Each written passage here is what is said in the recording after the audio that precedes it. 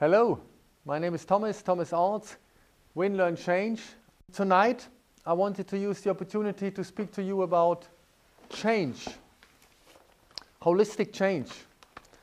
This is a little image, holistic change, in a way that people are excited about this.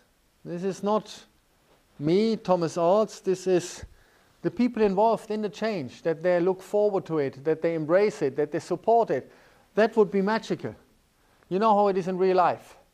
Change is implemented, is resisted, can be real strain and struggle. I work in the industry since 1998, more than a decade. I worked with large corporations, multinationals on a global scale. I've got a network of associated partners, and as the title already says, the company's name, WinLearnChange. Change is a key element.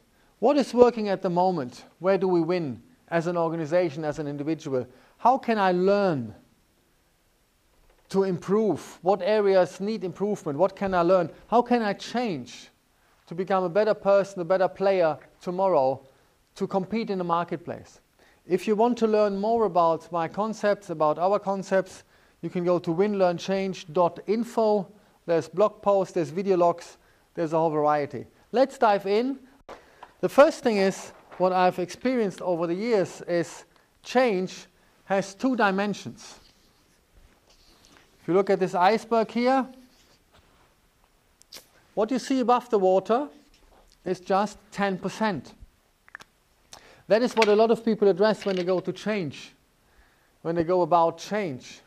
The 10%, the data, the figures, the logic, the benefits, if they do the change, what will it bring the company in terms of revenue, in terms of savings, in terms of synergy. What they forget is the lacking 90%, the people factor.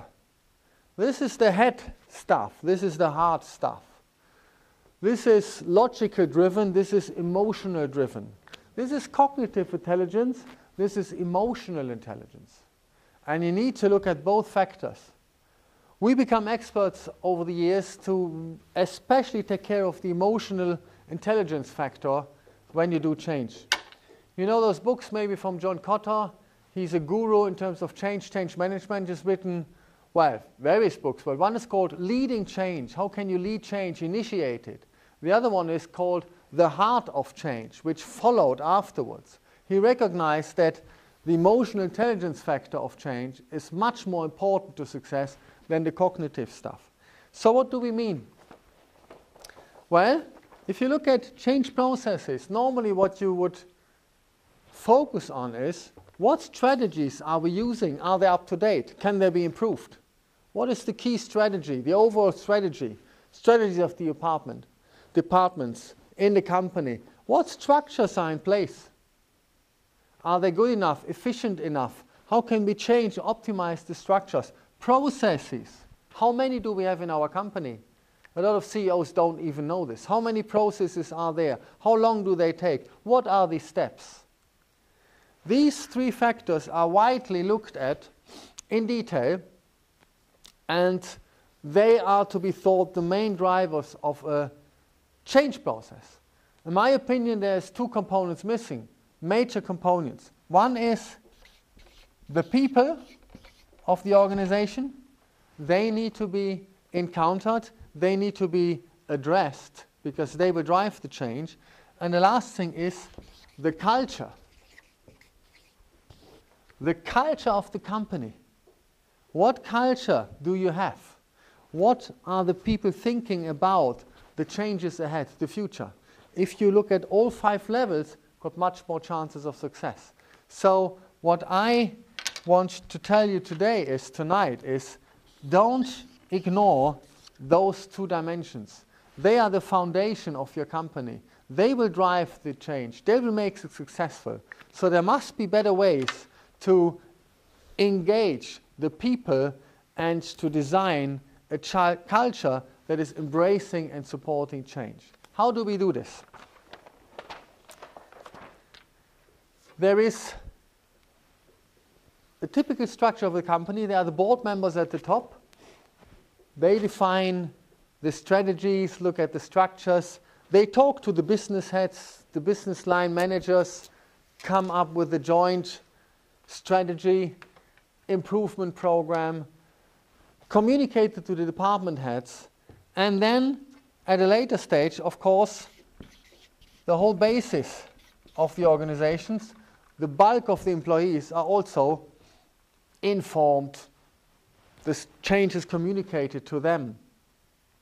So if you look at those areas, very often a change is driven how? You can already see from this. Top down. Top down. The people at the top, they put their thinking cap on. They come up with, from the helicopter view, the best way forward. And the change is driven top down. 70%, 80% of all the change processes out there are driven top down. How many of them are successful?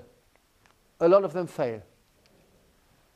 Maybe they look good on paper, but they're not really truly successful because the basis doesn't embrace what is happening because it's done to them. They do the thinking and they have to do the doing. They make the decisions and they have to execute and implement. They are not asked. Not the best approach. In my opinion, in our opinion, we would structure it differently. I'll show you how. We've got the same dimensions, and we would advocate, we would suggest a top-down and a bottom-up approach. You work from both sides, top-down, bottom-up. How can you do this? Well, there is a strategy in place for this, a mechanism. It has been done before, many, many times successful on a large scale.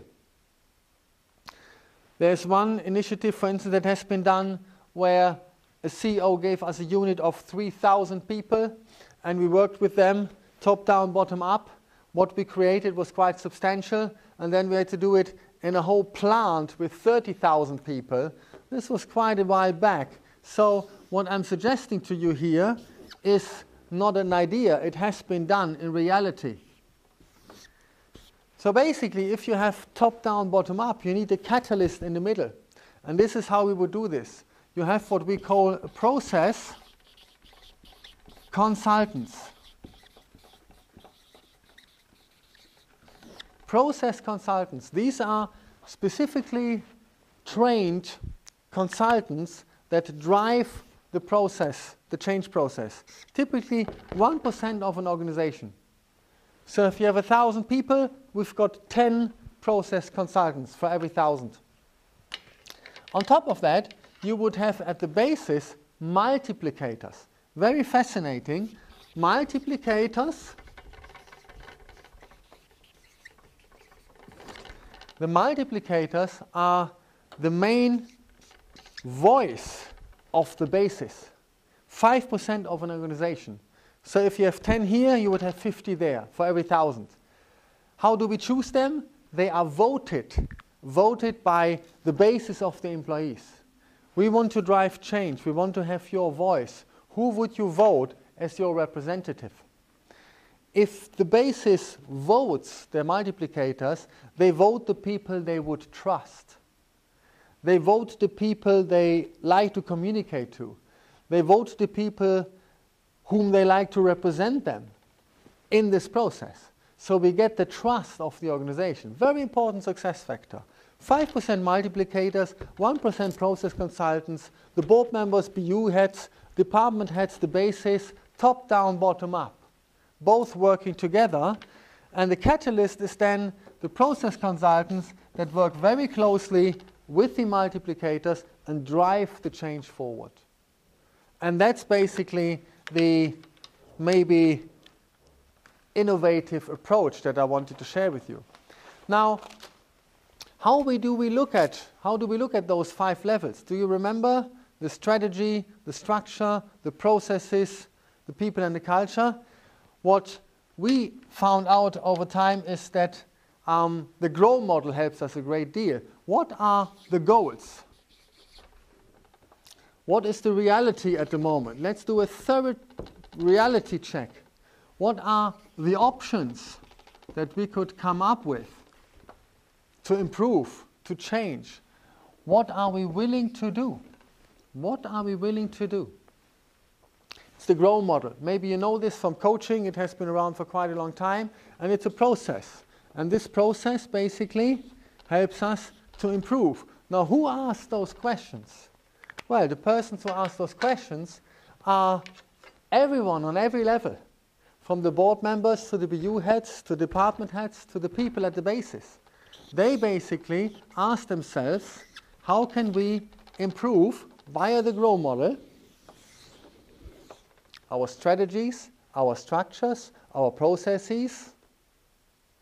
How can we improve as people? How can we improve the culture? So the GROW model is very much our coaching approach to ask each and everyone, what can we do to improve? The data that people come up with, how to improve the suggestions, are captured in posters. Large posters that we put on the walls in the offices. Who should do what by when? What is the outcome? What is the benefit? So very specific action items to improve the strategy, to improve the structures, the processes, the day-to-day activities on each level. Just imagine the power if you ask your people, where do you want to be? How do you want to develop yourself? What is the reality looking at the moment like? What do you like at your place at work? What do you dislike? What would be options to improve what you dislike? How can you become part of the solution rather than just focusing on the problem? What are you willing to do to contribute to take the organization from here to here? High performance organization, high performance coaching. How can you improve as a company, as an individual, as a team? So all this creativity is captured on those posters, is collected by the multiplicators in an anonymous way. So they can contribute the ideas, the multiplicator collects it all, puts it in the posters, yeah? So we've got all of a sudden data. Who, what, when. Fascinating. And that's just one department. And there's another one. Controlling, finance, marketing, manufacturing, sales. The whole organization could do this. And then all of a sudden I realize if that's the problem that needs to be improved, we need to engage with them. They need to talk to this department. And they need to help us here. So it becomes like a vectoring process. How is this all connected? So people all of a sudden see the bigger picture. They can see how the links are made, cross-silo functioning, cross-silo thinking. Also, how not only what needs to change elsewhere, but how can they help them and support. So you've got a vectoring process, and it's fascinating to watch. You can link the posters. We've got software. We can take the data, put it into Excel tables. We come out with benefits. And what we can create through this process, believe it or not, is a 2% to 4% increase in EBIT. 2 to 4% increase in EBIT by this creative process. And we can prove it to you in Excel sheets, in processes where we basically capture the data.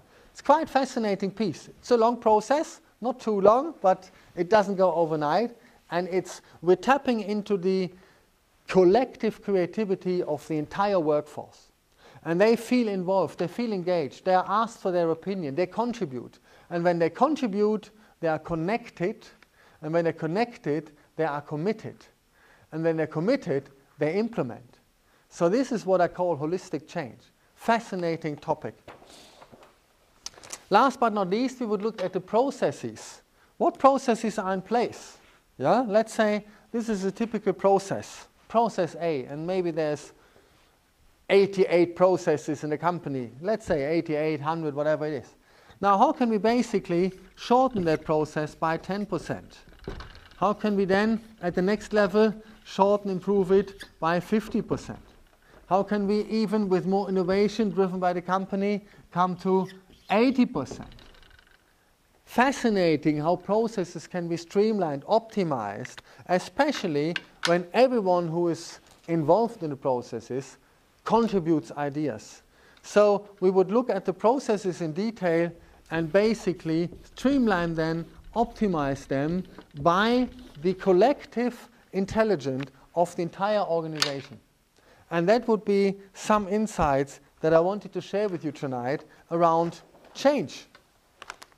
So as a final image that I want to leave with you, it's basically top down. And not to forget, bottom up, which to me, crucial piece. And the catalyst is the consultant piece. The process is driven by process consultants, the people in the middle who drive the change, and should work on all layers as one unit. I hope that helped a little bit. As I said before, let me go back to the first picture. It's about holistic change. It's about WinLearnChange. Where are we good at? What can we learn? How can we change? And it's about people being excited about the entire process. They are part of the process. They contribute. So if you want to learn more, go to WinLearnChange info. I hope this helped. I wish you lots of success in your further event.